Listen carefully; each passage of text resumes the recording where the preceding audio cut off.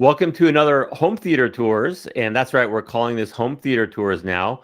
And today we have Michael Speck's Home Theater, and it's a Star Wars based or themed home theater. Michael, welcome to the show. Thank you very much. Good to be here.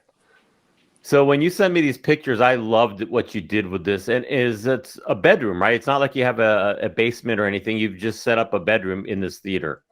Basements are rare in California, as you know. Yeah. So when we bought our house, I just made sure it had one extra bedroom because I've always wanted to do something like this. And it's not a huge room, 10 by 13. So it's not huge, but I managed to jam a lot into a small space. Yeah, and from the pictures, when we turn the camera on, you'll see, I think you did a wonderful job. So why don't you just show us your room. Okay, so this is my home theater room.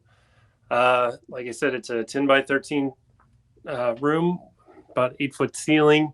It was completely empty, gray walls, nothing when we moved in, and it's become my favorite spot in the house. A lot of it I tried to do most of it on my own. I did it all during the COVID, so it's kind of, there wasn't a whole lot of options then. So a lot of YouTube videos, and I've been doing research for a lot of years and listening to the HD guys and getting lots of good tips over the years on how to do things and, what works and what doesn't, and home automation and everything else. So yeah. All right, so you didn't actually have to build out, so to speak. I know you did some work, but it's not like you built a room from framing or anything. And it looks like we're looking at the back of the room where the closet would have been for this bedroom. Yeah, that's the closet. That's where the projector is. You can kind of see up at the top there. The projector's in the closet. Just made an opening and built a shelf in there, and then I have an exhaust fan in there with a thermostat to suck the hot air, the warm air out, and keep the projector as cool as possible. Although it doesn't really get as warm in there as I thought it would. Where do you vent the hot air to? Into the attic. Oh, okay, perfect place for it. Now, are those acoustic tiles just to the right and left, and on the sidewall there? Yeah, they were just some that I bought on Amazon. Originally, I had thought about making my own, and once I got to that point in the room, I realized that the money was running out. So I just went on Amazon and bought some of these, and they just happened to match the paint color perfectly, and they're the exact color that I want. So I placed them strategically in the corners and across from the speakers and things like that.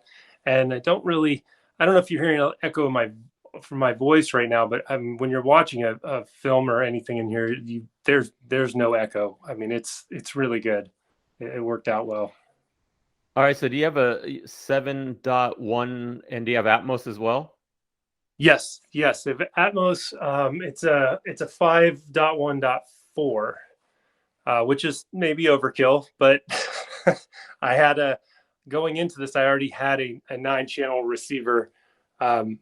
So I just figured, why waste 2 channels when I can put 2 more speakers in the ceiling? Now, is all your equipment also in that closet? No, all the equipment is in the room opposite of the main wall with the projector screen and the front speakers. So right on the opposite side of this wall, I have an equipment rack with everything on it, or everything loaded up. Oh, so did you cannibalize some of the space in that other room? A little bit. It's not a very big rack with the stuff in it, and it just kind of blends in with the other bedroom. It's right under the TV in there, so it almost looks like it's stuff for that TV that's in the other room. Are you married? Yes. So your wife is very forgiving too. I don't every time I bring in more equipment, she says, where are we going to put that? So that was, but she must enjoy the room, which is probably helps you get away with a little bit of this.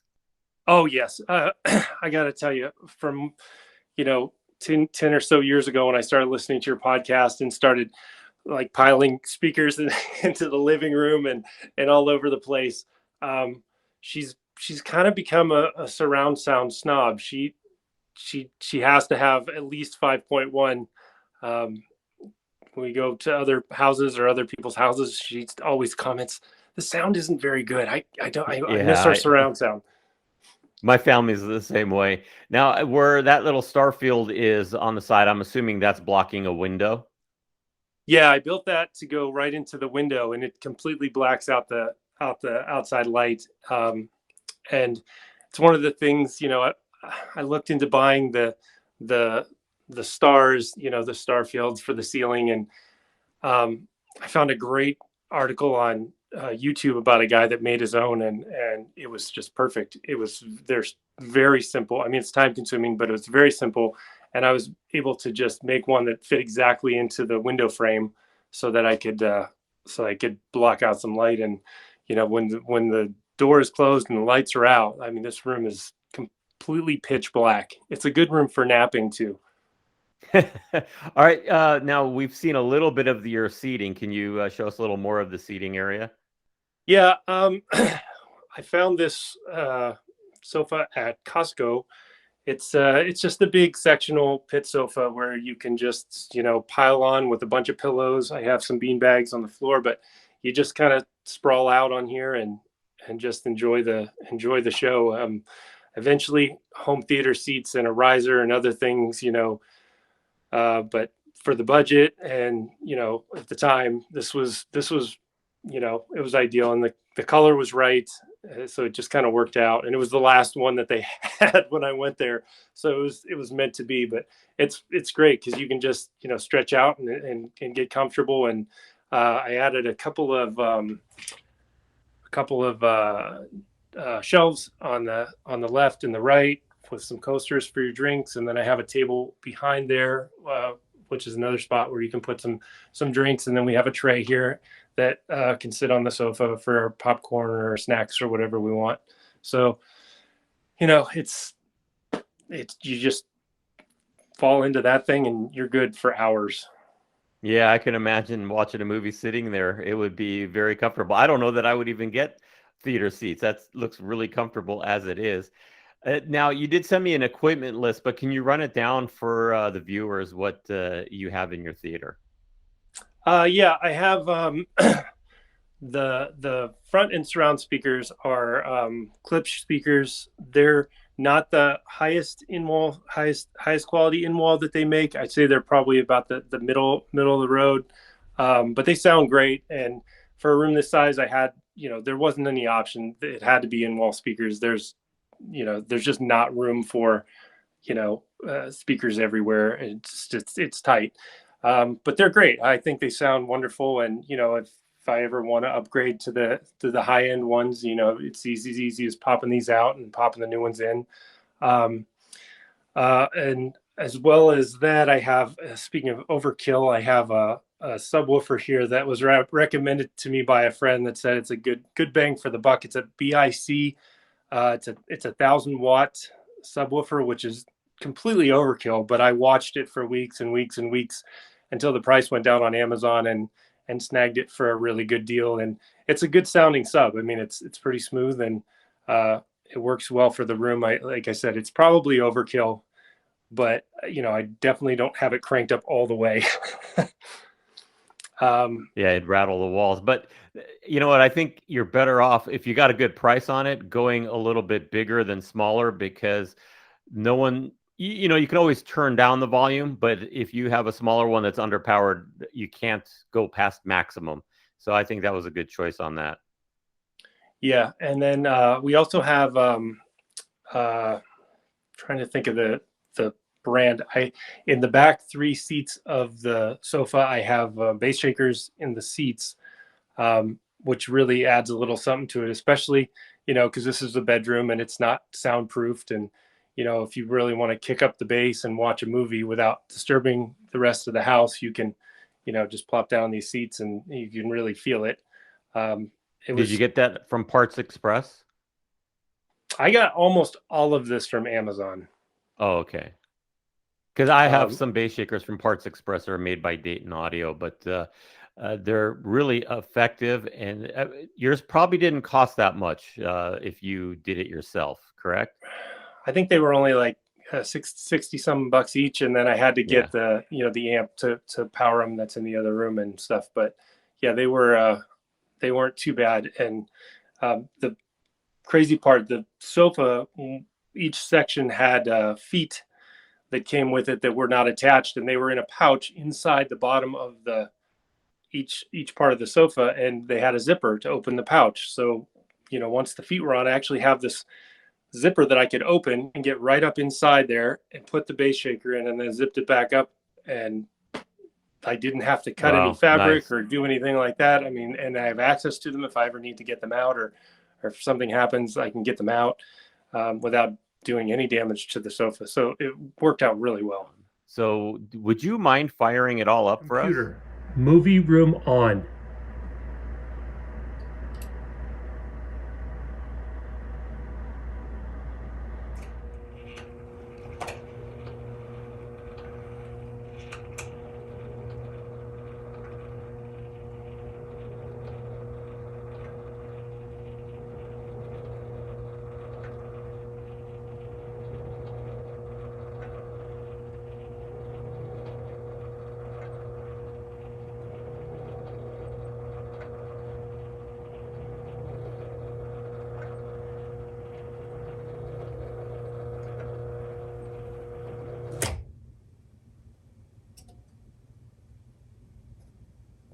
So this is the opposite wall of the projector screen in the front speakers. There's a television in here. I can access what's on the screen in there on this television also if I want to do any settings or mess with any calibration or any of that. And then down here I have an equipment rack, which I was fortunate enough to get gifted from a friend who works at a avid editing rental company in Los Angeles. They were getting rid of this, and at just the right time. And I asked him about it. He said they actually brought it to my house and dropped it off. So the equipment rack was $0. I have in the rack. I have a Yamaha. It's a 9.2 channel surround sound with Atmos. It's in a vintage. I'm not sure exactly of the, I don't memorize all the model numbers of everything. Unfortunately, I'm sorry. But I've had it for quite some time, at least probably 8 or 9 years. Had it at our old apartment, which it powered a whole bunch of speakers that I had sitting around the living room. And then I have the Samsung 4K Blu-ray player. And then above that, I have all the amps for the bass shakers, and I have a Logitech hub so that I can switch everything over when I'm in the movie room to the Blu-ray player or the Nintendo Switch or whatever device I want to use at the time. And that's basically it. The Nintendo Switch is there on the top, and yeah, so you're right. When you were describing this, I was trying to visualize when you said, "Oh, it looks like it belongs there," but now I can see what you're talking about with the TV and the turntable on the top. It just, that equipment looks like it belongs to the room. It's I think a nice way of kind of concealing it. Yeah. With the two speakers that I have in here are actually that I had in our old living room apartment, and they're hooked up to the turntable. So this is the room where I can hang out and listen to records if I want, and stuff like that. It doesn't I don't have it hooked up currently so that if I play a record, it plays in the movie room. I mean, I'm sure it's obviously not that hard to set that up, but I just like the 2-channel stereo with the turntable in here. All right, so we're back in the movie theater room, and if you wouldn't mind, Michael, could you show us how you got that projector up there? Basically cut this hole out of the wall into the closet, and then I bought an old cheap picture frame and just attached it here so it looks a little cleaner, because my cuts weren't very clean. But that's where the projector comes from. And then if I go into the closet, I have a lot of curtains, and then I have an old Halloween costume with what I tell everybody is the projectionist for the movie room. Kylo Ren from Star Wars stands in there, and he's my projectionist. So I tried to get as much stuff in here as I could to dampen the sound of the fans and stuff. But basically, what I did was I just the shelf that's part of the closet, I just extended over here to the front of the closet, and the projector sits up there. It was a little wiggly getting it up in there, but because it's a pretty large projector. But once I got it in there and got it locked down, it works great. Yeah, I have a power strip here that's got everything in the closet. And then, like I said, there's an exhaust fan up behind all that. I have it pretty insulated, so it's hard to see, but I think I have it in some of the photos that I sent you, where you can see the exhaust fan that shoots the hot air up into the attic.